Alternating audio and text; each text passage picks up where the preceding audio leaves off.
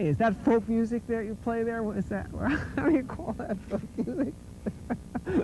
I think it was Studs Terkel who asked Big Bill Brunzi, did he consider his blues music to be folk music? And Big Bill says, well, never heard no horses.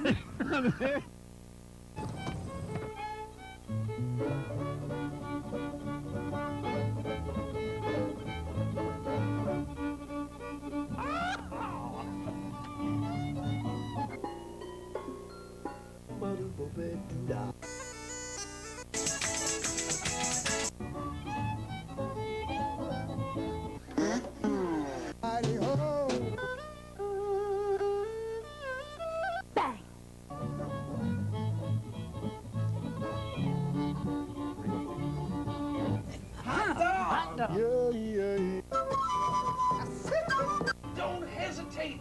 It could be your ticket to a new tomorrow.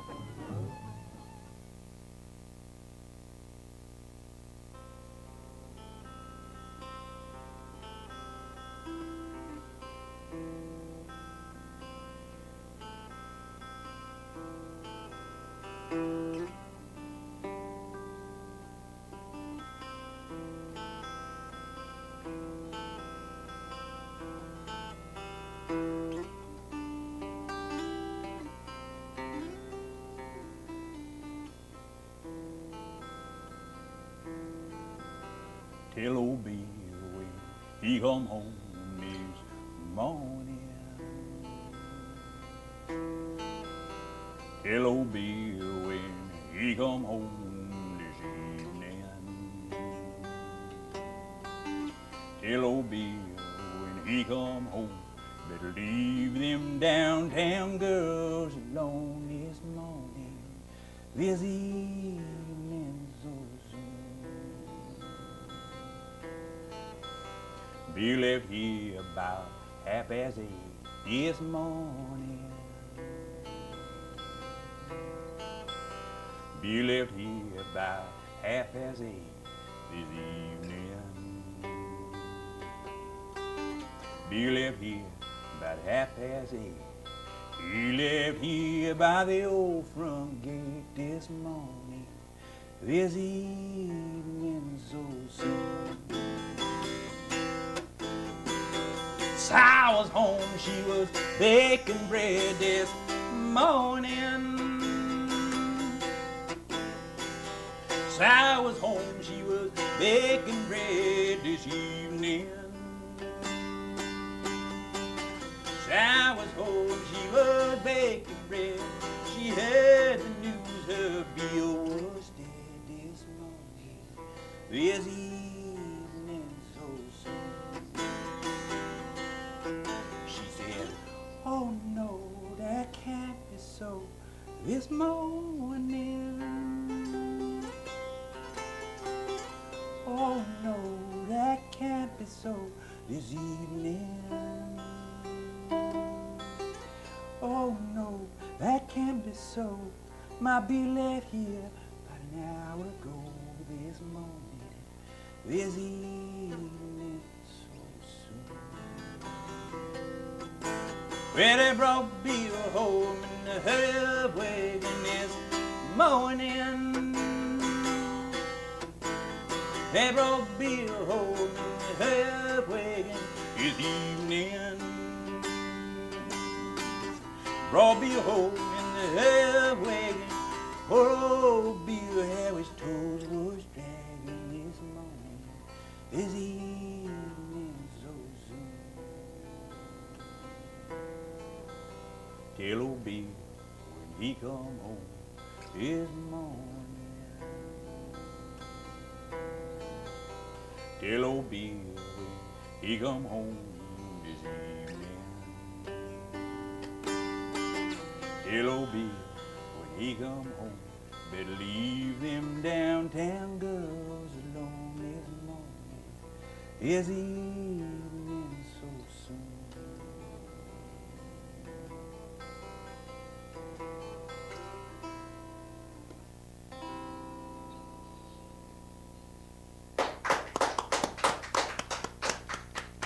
Thank you. All right, the show is Horses Sing None of It. My name is Ralph Litwin, and our guest is David Massengill. Ralph, it's our nice old to be friend. back here. Good to see you again. It's been, I think, over 10 years since we last had a visit with David. I think it was about 10 years ago. I like that shirt. You're about the fourth person to tell me that this evening. Is that right? Well, Popular shirt. I guess well, we all must be of a like mind then. You know, I've got a guitar here, a Gibson, as you mentioned. That last song was a traditional song, and I used to hear Dave Van Ronk do it. It used to be one of his big songs. And I've got a new record out where I do a bunch of songs in tribute to Dave, and that's one of them. Dave made many songs so famous. His versions of songs, if you heard his version, that was the one that gave you poetry through the rest of your life. Dave took me out touring many times and really stood up for me. He used to say, I took the dull out of dulcimer, which is kind of nice. And I didn't even play guitar at the time, when my first tour with Dave. And I remember we were coming back from a month and a half out on the road. We've gone out to California, up to Canada, and come back. We were about 50 miles outside of New York City, and I said, Dave, you know, you haven't been paying me much money. Maybe you can give me a little more money than what you promised me. And he says, you know, your bargaining position would have been a lot stronger if you brought this up outside of Utah. And so he didn't give me any more money. But he gave me something better. He said, you know, you need to play the guitar, so I'll give you 5 lessons. And so he showed me he said, I'll show you the cowboy chords.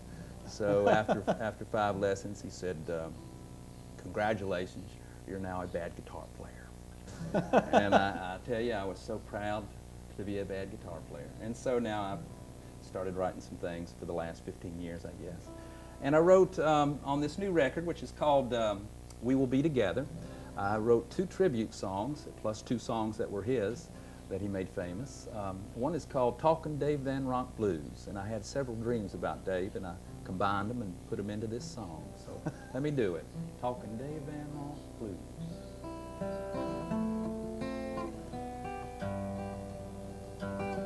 I had a dream the other night. Dave Van Ronk was welcome sight. I said, where you been, my old friend? He said, I've been up in heaven drinking gin, red wine, moonshine. Everything's top shelf. Well, Dave pulled out a couple of cigars. We had nice smoke, looked up at the stars. We could not help but philosophize, and as always, Dave Van Ronk was very wise. Kind of like that Buddha dude, Lao Tzu, Honorable Dr. Seuss. He said, I always did think it odd how some folks say there's only one true God, when actually it's God by committee, and non-believers sit just as pretty as anybody else. So relax, just live a good life. 'Cause all those zealots so full of grace, they end up in the other place, and those that claim to be snow pure, they get the job of shoveling manure. And as there's no lack of source material, they got to work overtime.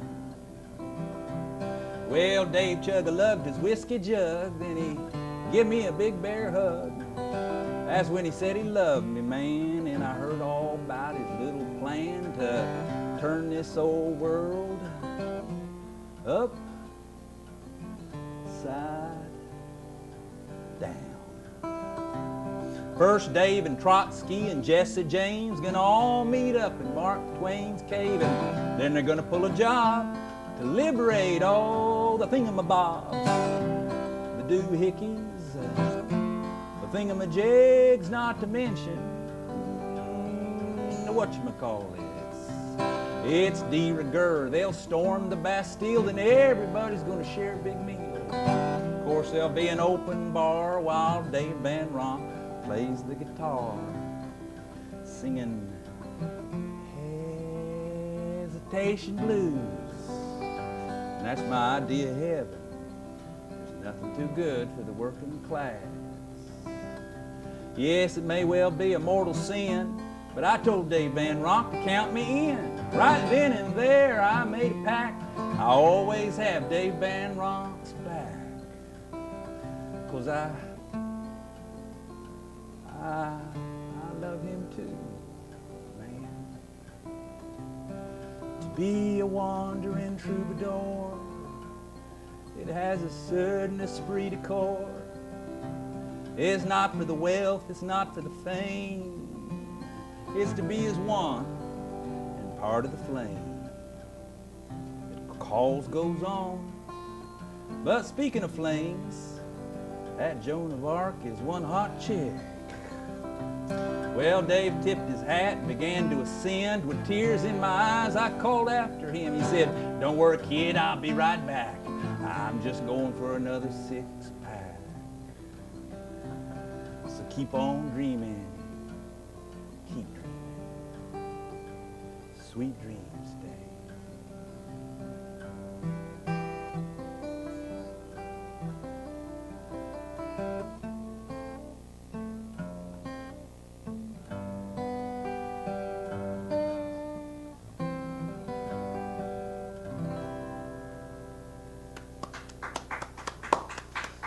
Very lovely, David. That's something I lit another song about Dave called Dave Van Ronk's Last Cigar. His wife Andrea saw me at a party soon after David passed on and had cleaned out the refrigerator and found his last cigar. And Dave taught me how to smoke a cigar, and I had many fond memories of meals with him and so forth. And so I saved that cigar for a special moment, and I shared it with Cliff Eberhardt out in Grand Rapids, Michigan.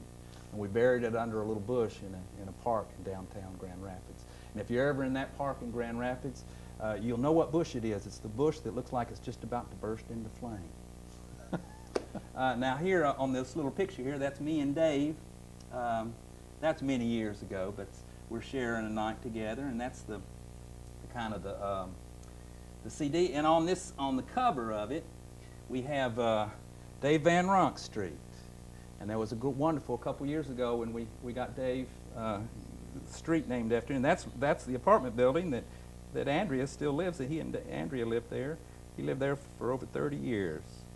And so a bunch of us. And so you heard in that song Trotsky and Jesse James. There's Jesse James, and there's Mark Twain, and there's Trotsky, and all kinds of other people. And so that's my idea. Now, my next little thing I'd like to do here is to show you a little picture book. I go into schools all the time, so if anybody's out there that's got a school with budget, I teach kids how to make these little picture books. This is an 8-page picture book that I have. And I also make these 32-page ones that I have a little fun doing. That's called an accordion book. And this is the cover of it. It's called Three Godfathers from Planet X. If you ever saw that John Ford, John Wayne movie called Three Godfathers, it's my version of it. It's just a space adventure. Now here's the little book I'm going to do, and then I'll sing the song for you. This is a kid's song. It's kind of a fairy song. And I was talking to these kids about animals that stay in love forever. They're mate forever. So like everybody knows about the dolphins. They mate forever. And I call that forever love. I call this song. And also wolves. So here's some wolves on the beach, and here's a mother with her child. Now also there are penguins and geese. Now I thought penguins mated for life, but actually I saw that movie, and it turns out they're in the 1-year plan. So they're true blue for that 1 year, but that's it. Serial monogamy. Yeah. And I asked also the kids if they knew any animals that mated for life, because I only knew 5 at the time. And this little boy said, anacondas. I said, really? Anacondas? He said, and king cobras too. So I just liked his attitude about it. So I decided to put anacondas, and I just took his word for it. Didn't look up to see if it's true. So there's an anaconda, and there's a king cobra, and a woman with a burqa is offering an apple to the anaconda. It's kind of symbolic and ironic. I might be getting into trouble for doing that drawing. Also, there's whales. Some whales mate for life, and swans. And here's some gloves that are my mamaw's gloves, matching gloves. Also, here's jackals. mate for life. Did you know that? I did not know Jackals that. mate for life, and here they're very egalitarian because all these other animals, the mice, they play the field, so they're pretty. And the turtles and the lizards and the bunny rabbits, enough said. So it just shows how open-minded they are to share that oasis with them. Also falcons, and here this couple has just gone over a waterfall. Didn't realize the waterfall was there. And we have falcons. Not falcons, I said that before. We have foxes there in their den. And finally, this is the last little picture. Here's the couple, and they've gone up into outer space in their hot air balloon. And of course, children will challenge you on this thing. And the little boy said to me, the same one that had the anacondas, said, "That's impossible. There's no oxygen in outer space." And I said, "Well, actually, when you're in love, they're holding their breath, because when you're in love, you get used to holding your breath." So I had to come up with an answer for that little boy. So now I'll play the little song called "Forever Love" that was helped along by these children. And I help children write songs too, so I hope there's somebody in the school district that would like me to do that for them. Love, forever love, forever love, forever love. A mother and her newborn child, wolves that wander in the wild, dolphins swimming in the sea. It's how I want the world to be. I guess I caught a case of cutes, like penguins in tuxedo suits, where geese are flying high above. There's room for more forever love. Forever love. Forever love. Forever love. The anaconda is true blue, so lovingly it squeezes you. King Cobra, on the other hand, prefers the fruit of lotus land. While whales are dreaming of Don Juan, behold the swans of Babylon. My mama found a matching glove, for her it was forever love. Forever love. Forever love. Forever love.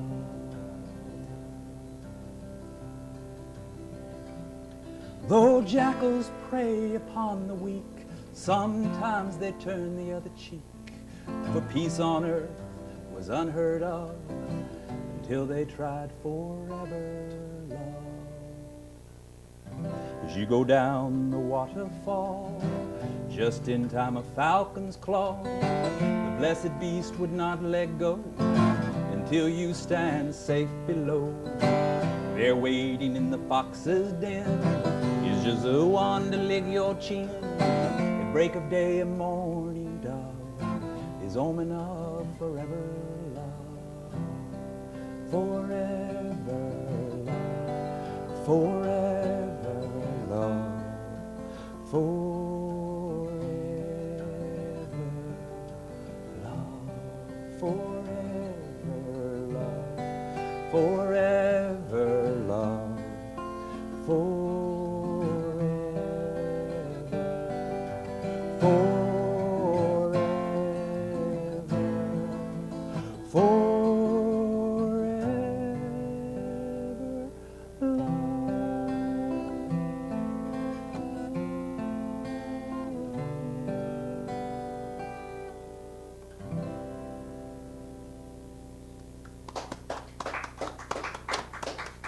Thank you. And thanks to Dave Van Ronk for showing me the cowboy chords, which I played them.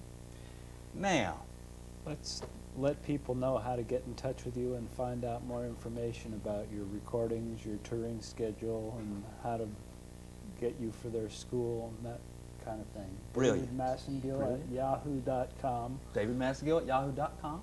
or go to www.davidmassengill.com. That's right. And you'll find some of my things listed there, and can get in touch with me or my representatives.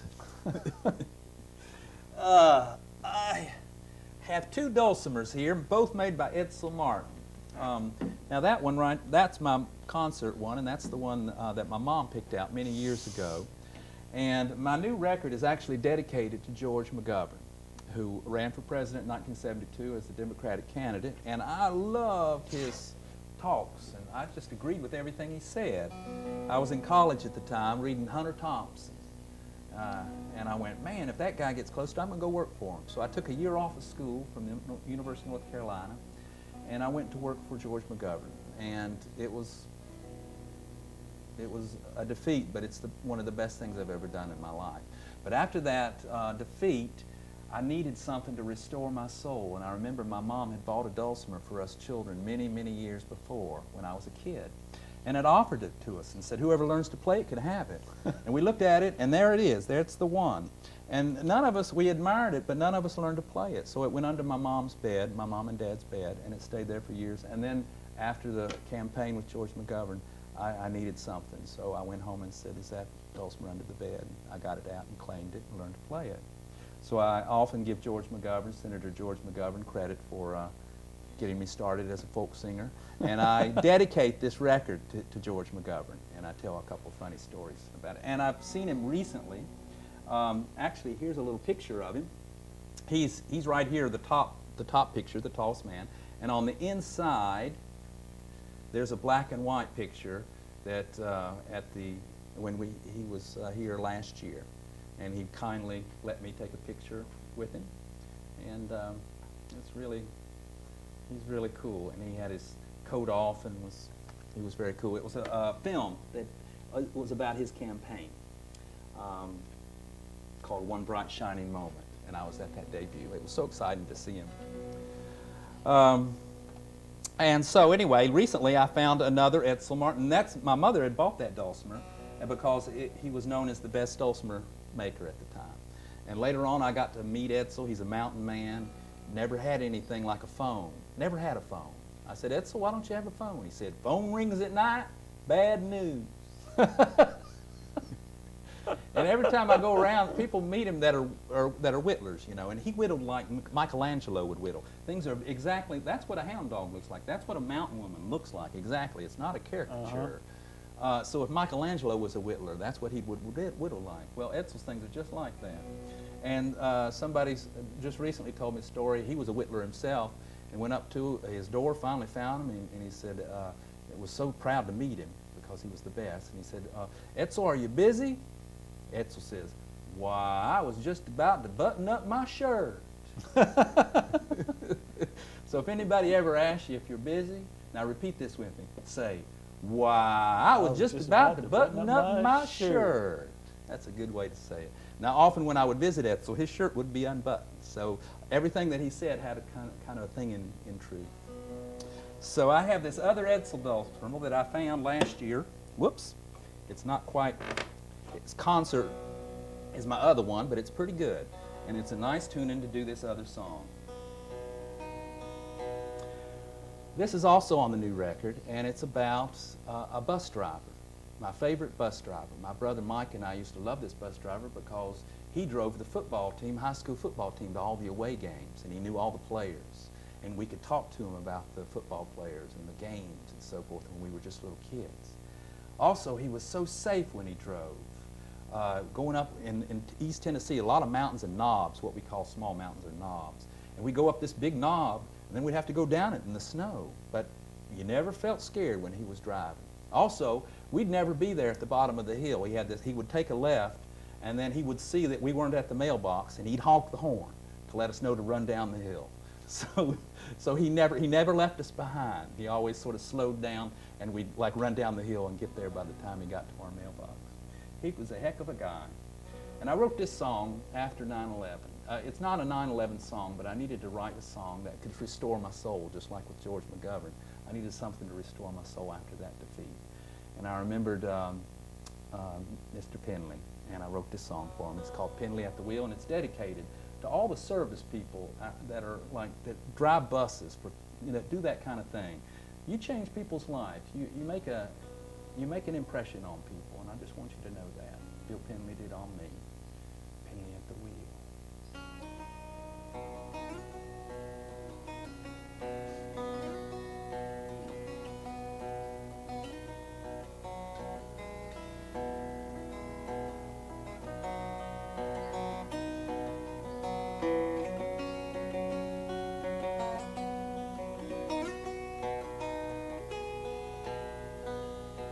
Besides my mother and my dad, my heroes were few,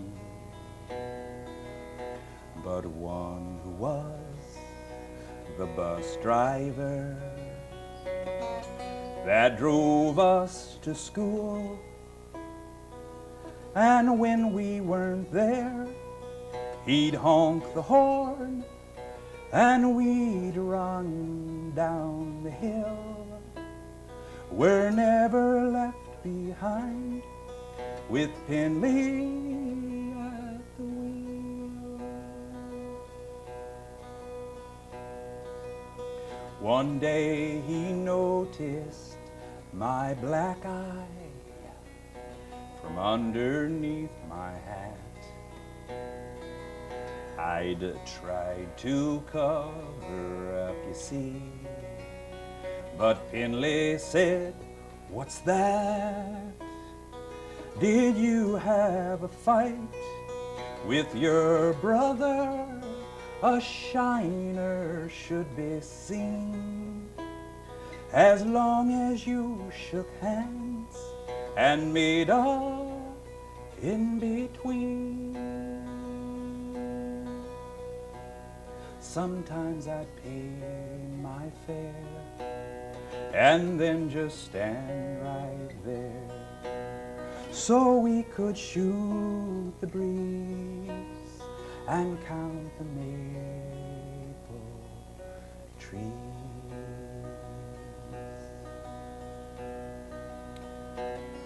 He had the best job in the world a boy can only dream. Not only did he drive us kids, he drove the football team. He knew all their names, even the second string, and it gave me a thrill. It sure was fun to ride with Penley at the wheel.